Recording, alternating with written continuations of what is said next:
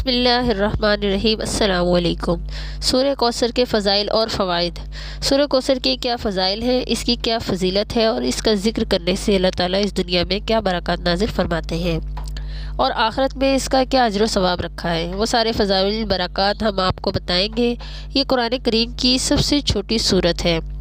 اس چھوٹی سی سورت کے 108 حروف ہیں، جس کو صرف ایک بار پڑھنے سے اللہ تعالیٰ 10,800 نیکیاں نامہ اعمال میں لکھ دیتے ہیں۔ اگر اس کو دن میں 33 بار پڑھیں تو پھر ان حروف کی نیکیاں 35,640 بن جاتی ہیں۔ قیامت کے دن صرف ایک نیکی سے جنت یا جہنم کا فیصلہ ہونا ہے۔ یہ کتنا بڑا ذخیرہ ہے۔ ہم جو چلتے پھرتے اٹھتے بیٹھتے ہم کام کر رہے ہوتے ہیں تو ہماری زبان خاموش ہو جاتی ہے۔ اگر اس کو سورہ کوثر پڑھنے میں لگا دیں تو کتنا بڑا نیکیوں کا ذخیرہ ہم جمع کر سکتے ہیں۔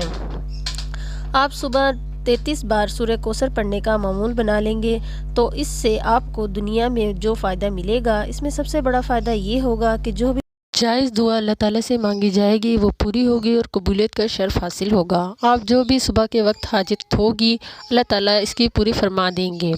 آپ کے دشمن ہیں اور ان سے چھٹکارا پانے کے لیے آپ یہ وظیفہ کر سکتے ہیں۔ آپ کی کوئی بھی حاجت ہو، مقصد ہو، اس وظیفے کے ذریعے پورا کر سکتے ہیں۔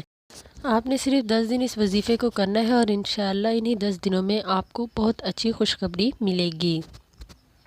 صبح اٹھ کر فجر کی نماز کے بعد 33 مرتبہ معمول بنا لیں، سورہ کوثر کا ورد کرنا شروع کر دیں تو اس کی ہر حاجت پوری ہوگی، ہر جائز دعا قبول ہوگی، اس کے تمام مشکلات ختم ہو جائیں گی اور اس کی تمام دعائیں آہستہ آہستہ قبول ہونے شروع ہو جائیں گی۔ اللہ تعالیٰ سورہ کوثر پڑھنے والے کے غموں کو خوشی میں بدل دیتے ہیں۔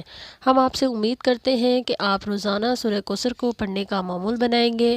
آخر میں دوستو، ہم آپ سے یہ گزارش کرتے ہیں کہ اس وظیفے کو دوسرے بھائیوں اور دوسری بہنوں تک صدقہ جاریہ کی نیت سے ضرور شیئر کریں۔ ویڈیو اچھی لگی تو ویڈیو کو لائک کریں، چینل پر نئے ہیں تو سبسکرائب کریں، کمنٹ کریں۔ ملتے ہیں نیکسٹ ویڈیو میں کسی نئے اچھے ٹاپک کے ساتھ۔ اللہ حافظ۔